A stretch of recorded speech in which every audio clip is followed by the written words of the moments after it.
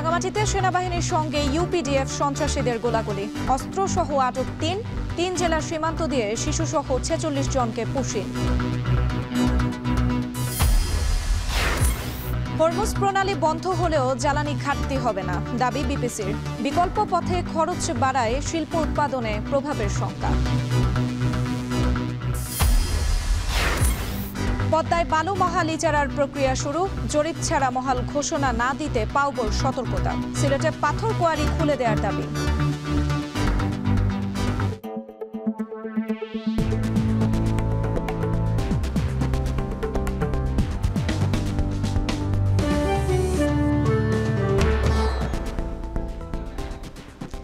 স্বাগত এখন জনপদে। পুরো আয়োজন জুড়ে সঙ্গে আছে আমি সুমের রাত্রি। রাঙ্গামাটিতে সেনাবাহিনীর টহল দলের সাথে ইউপিডিএফ এর সন্ত্রাসীদের গোলাগুলি হয়েছে। ভোর ৪টার দিকে রাঙ্গামাটির কাউখালী উপজেলার ঘাগড়া মনপুরা স্কুল এলাকায় এই ঘটনা ঘটে। এ সময় বিভিন্ন ধরনের অস্ত্র সহ ইউপিডিএফ এর ৩ সন্ত্রাসীকে আটক করা হয়েছে। স্থানীয়রা জানান, সোমবার সন্ধ্যা থেকে নিয়মিত টহলে বের হন সেনাবাহিনী। এ সময় ইউপিডিএফ সন্ত্রাসীরা সেনাবাহিনীকে সরে যেতে হুমকি দেয়। পরে ঘাগড়া মনপুরা স্কুল এলাকায় সেনাবাহিনী ও ইউপিডিএফ সন্ত্রাসীদের মাঝে ৩৫০০ রাউন্ড গুলি বিনিময় হয়। এ সময় তরিকুজ্জামান খান নামে এক সৈনিকের হাতে গুলি লাগে। পরে তাকে হেলিকপ্টারে করে চট্টগ্রাম সম্মিলিত সামরিক হাসপাতালে নেওয়া হয়। এদিকে ম্যাগজিন, ৪৭ রাউন্ড এমুনেশন, ৫২টি খালি খোসা সহ বিভিন্ন অস্ত্র উদ্ধার করা হয়। এদিকে আইএসপিআর এর পাঠানো বিজ্ঞপ্তিতে জানানো হয়, জেলার দুর্গম পাহাড়ে ভোর ৪টা থেকে ইউপিডিএফ এর বিরুদ্ধে অভিযান পরিচালনা করছে সেনাবাহিনী। সিলেট ও সুনামগঞ্জ সীমান্ত দিয়ে শিশুসহ ৩৯ জনকে পুশিন করেছে ভারতীয় সীমান্তরক্ষী বাহিনী বিএসএফ। ভোরে জোরপূর্বক পাঠানো এসব বাংলাদেশিকে আটক করে বিজিবি। ৪৮ ব্যাটালিয়নের অধিনায়ক জানান, সিলেটের মিনাটিলা ও সুনামগঞ্জের নোয়াকাট সীমান্ত দিয়ে ৬টি পরিবারের ৩৯ জনকে বাংলাদেশে পাঠায় বিএসএফ। আটক হওয়াদের মধ্যে ১২ জন পুরুষ, ১৪ জন নারী এবং ১৩ জন শিশু রয়েছে। তাদের ৩৮ জনের বাড়ি কুড়িগ্রামে, বাকি একজনের পাবনায়।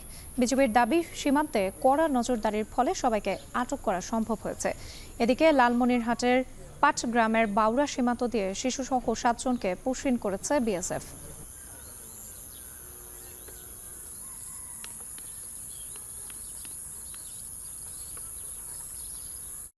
চলতি জুলাই মাসের শেষ সপ্তাহেই চট্টগ্রাম বন্দরে আসছে জ্বালানি তেলবাহী ৯টি জাহাজ। মধ্যপ্রাচ্যে উত্তেজনার প্রেক্ষিতে জ্বালানি তেল সরবরাহে কোনো ঘাটতি হবে না বলে জানিয়েছেন পেট্রোলিয়াম কর্পোরেশনের চেয়ারম্যান।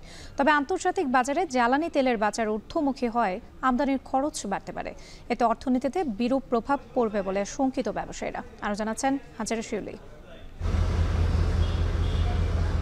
বাংলাদেশ পেট্রোলিয়াম কর্পোরেশন বিপিসির জ্বালানি তেল মজুদের সক্ষমতা ৪৫ দিনের, গড়ে ৩০ থেকে ৪০ দিনের তেল মজুদ থাকে। পরিশোধিত জ্বালানি তেল আমদানি করা হয় ইন্দোনেশিয়া, মালয়েশিয়া, সিঙ্গাপুর ও চীন সহ দক্ষিণ পূর্ব এশিয়ার দেশগুলো থেকে। তাই পরিশোধিত জ্বালানি তেল নিয়ে খুব একটা দুশ্চিন্তা নেই। মূলত মধ্যপ্রাচ্যের দেশগুলো থেকে অপরিশোধিত জ্বালানি তেল আমদানি করে বাংলাদেশ, যা পরিবহনের গুরুত্বপূর্ণ পথ হরমুজ প্রণালী। মার্কিন হামলার পর ইরান জ্বালানি তেল সরবরাহের এই পথ বন্ধের সিদ্ধান্তে উদ্বেগ বেড়েছে জ্বালানি নিরাপত্তা নিয়ে। যদিও বিপিসি বলছে, হরমুজ প্রণালী বন্ধ হলে বিশ্ববাজারে তেলের দাম বাড়ার শঙ্কা থাকলেও সরবরাহে ঘাটতি হবে না। ইস্টার্ন রিফাইনারির জন্য বছরে প্রায় ১৩ থেকে ১৫ লাখ মেট্রিক টন অপরিশোধিত জ্বালানি তেল আমদানি করা হয়।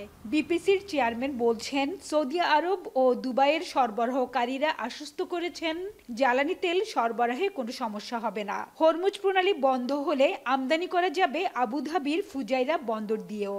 আমরা সৌদি আরবিয়া আমাদের যারা সাপ্লায়ার এবং আমরা দুবাইয়ের যারা আমাদের সাপ্লায়ার, তাদের সাথে আমরা যোগাযোগ করেছি। তারা বলেছে আসলে কোনো সমস্যা হবে না, তারা সাপ্লাই দিতে পারবে। ইভেন হরমুজ প্রণালী যদি বন্ধও হয়ে যায়, তার ইউএইর একটা বন্দর আছে ফুজিয়ারা, যেটা একেবারে হরমুজ প্রণালী পার হয়ে নিচের দিকে এটা অ্যাভেল করতে পারে। ওখান থেকেও আমরা মাঝে মাঝে কিন্তু ক্রুড অয়েল ওখান থেকেও মাঝে মাঝে আমাদের লোড হয়।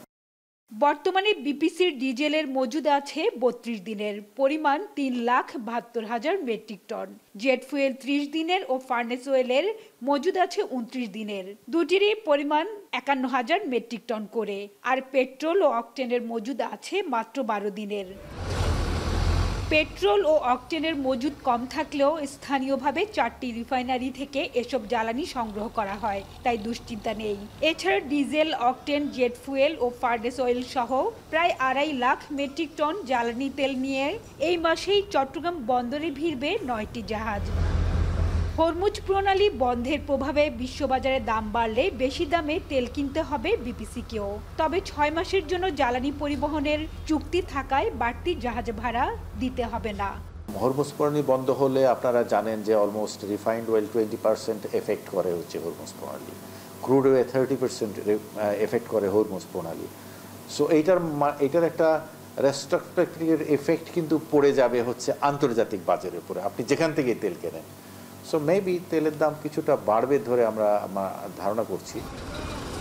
এদিকে জ্বালানি তেল সরবরাহে ঘাটতি কিংবা দাম বাড়লে শিল্প কারখানা, বিদ্যুৎ উৎপাদন কেন্দ্র, পরিবহন ব্যবস্থা সহ পুরো দেশের অর্থনীতি সংকটে পড়বে বলে শঙ্কিত ব্যবসায়ীরা।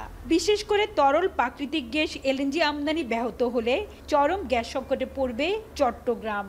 বিকল্প ব্যবস্থাগুলো আমাদের এখন থেকেই আমাদের সোর্সিং করা উচিত, যাতে করে আমরা যদি এই কোনো কারণে যদি যুদ্ধটা আপনার দীর্ঘস্থায়ী হয়, তাহলে আমরা কোনো রকম সংকট মোকাবেলা করতে পারি। আমাদের যে ইন্ডাস্ট্রিগুলো আমাদের এবং আমাদের যানবাহনগুলো এগুলোকে তো সচল রাখতে হবে, নাও তো আমাদের অর্থনীতিতে এটার একটি বিশাল বিরূপ প্রভাব পড়ার সম্ভাবনা আছে। দেশের জ্বালানি তেলের চাহিদা বছরে 65 লাখ মেট্রিক টন, যার সিংহভাগই আমদানি করা হয়। প্রতি মাসে জ্বালানি তেল নিয়ে চট্টগ্রাম বন্দরে ভিড়ে 15 থেকে 18টি জাহাজ।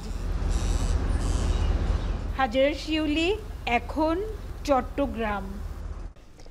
শরীয়তপুরে পদ্মা নদীতে বালু মহাল ইজারা দেওয়ার প্রক্রিয়া শুরু করেছে জেলা প্রশাসন। প্রশাসনের এমন উদ্যোগের প্রতিবাদে বিক্ষোভে নেমেছে পদ্মাপাড়ের মানুষ। হাইড্রোগ্রাফিক জরিপ ছাড়া বালু মহাল ঘোষণার ব্যাপারে সতর্ক করেছে পানি উন্নয়ন বোর্ড। সংস্থাটি বলছে, অপরিকল্পিত বালু উত্তোলন হলে নদীর গতিপথ পরিবর্তন হয়ে ভাঙন দেখা দিতে পারে। সজীব খানের ক্যামেরায় আরও জানাচ্ছেন কাজী মনিরুজ্জামান। শান্ত এই পদ্মার রূপ পরিবর্তন হয় বর্ষায়। আগ্রাসী চেহারা নিয়ে আঘাত হানে নদী তীরবর্তী এলাকায়। শরীয়তপুরের 3টি উপজেলার 21টি ইউনিয়নের মধ্য দিয়ে বয়ে গেছে পদ্মা নদী। প্রতি বছরই নদী ভাঙনের কবলে পড়ে পদ্মাপাড়ের বিস্তীর্ণ এলাকা। গত 10 বছরে ভাঙনের শিকার হয়ে ঘরবাড়ি হারিয়েছে এই জনপদের অন্তত 25,000 পরিবার। ভাঙন ঠেকাতে গত 5 বছরে শরীয়তপুরে প্রায় 4,000 কোটি টাকা ব্যয়ে একাধিক তীররক্ষা বাঁধ নির্মাণ করেছে পানি উন্নয়ন বোর্ড।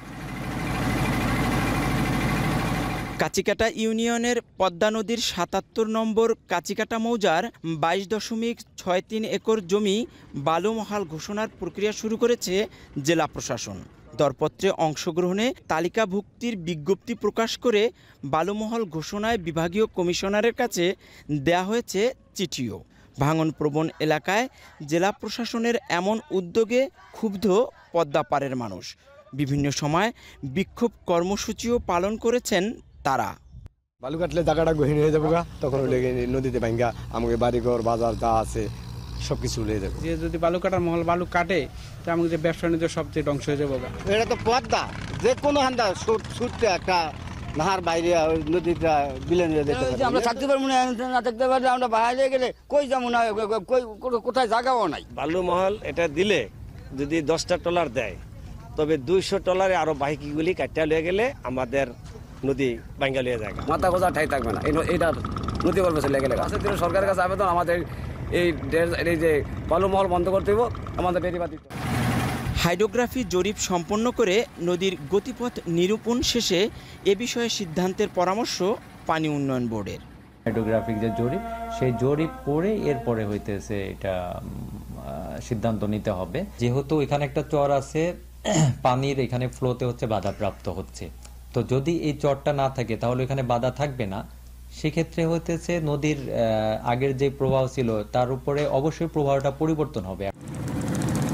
একদিকে ভাঙন রোধে নির্মাণ করা হচ্ছে একাধিক তীররক্ষা বাঁধ, অপরদিকে নদী থেকে বালু উত্তোলনে চলছে বালুমহল ঘোষণার প্রক্রিয়া। কর্তৃপক্ষের এমন বিপরীতমুখী সিদ্ধান্তে ক্ষুব্ধ পদ্মাপাড়ের মানুষ।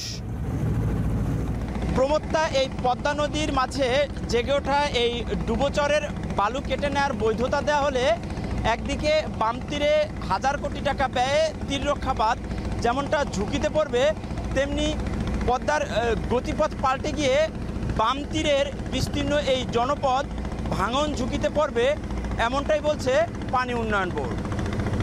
কাজী মনিরুজ্জামান, এখন শরীয়তপুর। সিলেটে বন্ধ থাকা পাথর কোয়ারি খুলে না দিলে সর্বাত্মক কর্মবিরতির আলটিমেটাম দিয়েছে পাথর কোয়ারি সংশ্লিষ্ট শ্রমিক মালিক সংগঠনের নেতৃবৃন্দ। দুপুরে বন্ধ থাকা পাথর কোয়ারিগুলো পুনরায় চালুর দাবিতে মানববন্ধনে এই ঘোষণা দেন তারা। এর আগে সিলেট কেন্দ্রীয় শহীদ মিনারে জড়ো হন পাথর খান সংশ্লিষ্ট 8টি সংগঠনের প্রায় 5 শতাধিক সদস্য।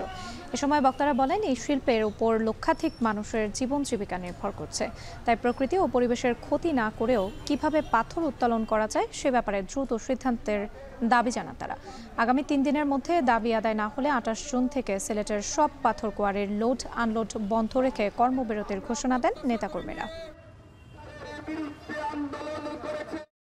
16 বছর একটা সরকার ছিল, এই পাথর উত্তোলন বন্ধ করে পার্শ্ববর্তী দেশ থেকে তাদের মনমতো মানুষ দিয়ে এককভাবে তারা ব্যবসা করেছে।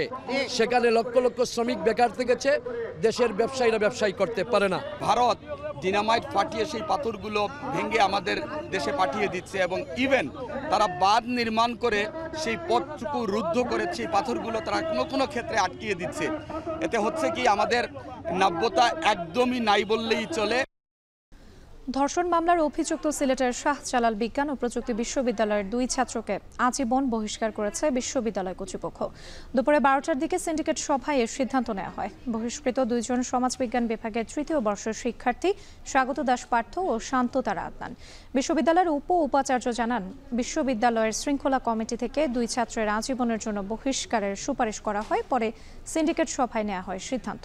এর আগে গত মে মাসে বিশ্ববিদ্যালয়ের এক ছাত্রীকে মেসে নিয়ে ধর্ষণের অভিযোগ ওঠে এই 2 শিক্ষার্থীর বিরুদ্ধে। পরে 19 জন ভুক্তভোগী শিক্ষার্থী বিশ্ববিদ্যালয়ের প্রক্টরের কাছে লিখিত অভিযোগ করলে সেদিনই তাদের গ্রেপ্তার করে পুলিশ।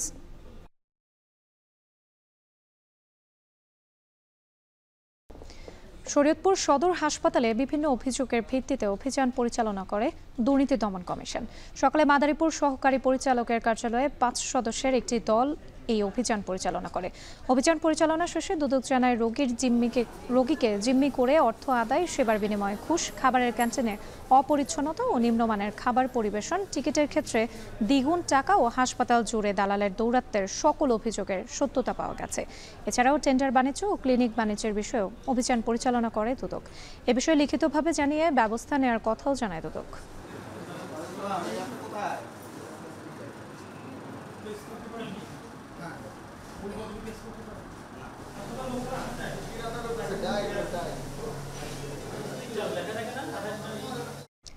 চুয়াডাঙ্গার দর্শনায় ট্রেনের যাত্রা বিরতির দাবিতে রেলপথ অবরোধ করে বিক্ষোভ করেছেন স্থানীয়রা। দুপুরে স্টেশনে জড়ো হয়ে রেল অবরোধ করে বিক্ষোভ করেন তারা। এতে খুলনার সঙ্গে সারা দেশের রেল যোগাযোগ সাময়িক বন্ধ হয়ে যায়। আন্দোলনকারীরা জানান, ঢাকা থেকে খুলনাগামী সব ট্রেন দিনে দর্শনা স্টেশনে থামলেও রাতে কোনো যাত্রা বিরতি দেয় না। এতে দর্শনা ও আশপাশের এলাকার মানুষকে বিপাকে পড়তে হয়। এজন্য দর্শনা স্টেশনে রাতেও সুন্দরবন ও চিত্রা এক্সপ্রেস ট্রেন দুটি স্টপেজের দাবি জানান তারা। প্রায় 2 ঘন্টা পর সেনাবাহিনীর আশ্বাসে অবরোধ তুলে নিলে ট্রেন চলাচল স্বাভাবিক হয়।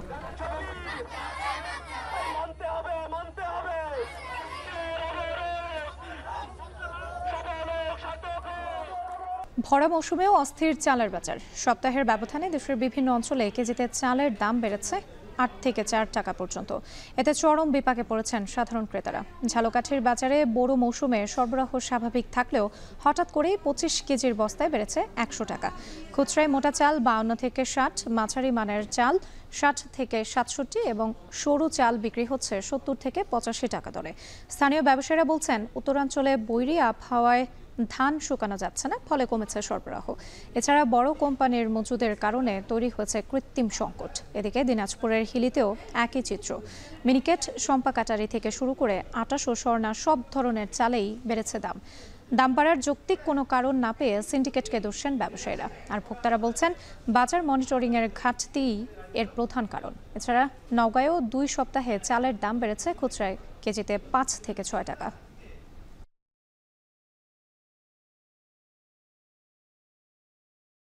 প্রচুর ধানের আমদানি, তারপরেও চালের বাজার বেশি। এই সময় চালের বাজার বেশি হওয়ার আমি যৌক্তিকতা বুঝতে পারছি না। চাল বাজারে আসি, চালের দাম শুনি বলে কেজিতে 8 টাকা 10 টাকা বেশি। তো আমাদের মতো লোকগুলোর জন্য খুব সমস্যা, খুব কষ্ট করার ভিতরে আছি। চাল তো প্রত্যেকটা ঘরে প্রতিনিয়তই লাগে এবং মাঝে মধ্যে যদি এইভাবে বেড়ে যায় ক্রেতাদের অসুবিধা হয়। ভরা মৌসুম, ধান ভরা, অথচ চালের দাম বেশি, ধানের বাজার বেশি, তাই চালের বাজারও বেশি। বৈরী আবহাওয়ার কারণে হয়তো বা ওদিকে চাল মিল মালিক করতে পারতেছেন এবং বড় বড় যে কোম্পানিগুলো আছে তারা কিছু মজুত করতেছে, এই বিভিন্ন টুইটের জন্য বাজার একটু বৃদ্ধি। কাস্টমার নাই, কিছু নাই, চালের দাম তো বাড়ছে কিন্তু আমাদের বিক্রি হয় না। সরবরাহ বৃদ্ধি পাওয়ায় গাজীপুরে পাইকারি ও খুচরা বাজারে কমেছে ডিমের দাম। এতে ক্রেতারা সন্তুষ্ট হলেও লোকসানের শঙ্কায় খামারিরা। সকালে শহরের নতুন বাজার পাইকারি ডিমের আড়তে প্রতি হালে লাল ডিম বিক্রি হয় 33 থেকে 34 টাকা দরে, যা খুচরা বাজারে বিক্রি হচ্ছে সর্বোচ্চ 40 টাকায়। অন্যদিকে সাদা ডিম পাইকারিতে বিক্রি হচ্ছে 29 টাকা এবং খুচরা বাজারে প্রতি হালে বিক্রি হচ্ছে 35 টাকায়। আড়তদাররা বলছেন, ঈদের ছুটিতে বেচাকেনা কম হয় খামারগুলোতে অনেক ডিম মজুত রয়েছে। নষ্ট হওয়ার শঙ্কায় সরবরাহ বাড়ায় কমেছে দাম।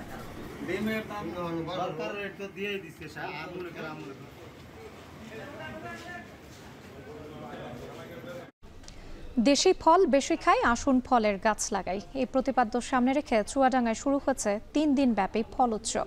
বেলা 12টার দিকে জেলা কৃষি সম্প্রসারণ অধিদপ্তর চত্বরে মেলার উদ্বোধন করেন জেলা প্রশাসক।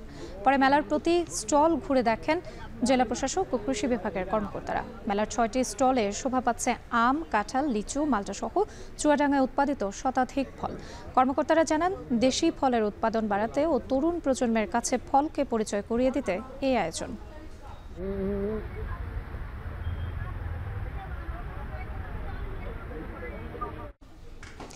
এই ছিল এখন জনপদের আয়োজনে। এখন টেলিভিশন ওয়েবসাইটে দেখতে ভিজিট করুন www.ekon.tv। এছাড়া ফেসবুকে দেখতে ভিজিট করুন facebook.com/tv.ekon এবং ইউটিউবে এখন টেলিভিশন দেখতে ভিজিট করুন youtube.com/c/ekontv।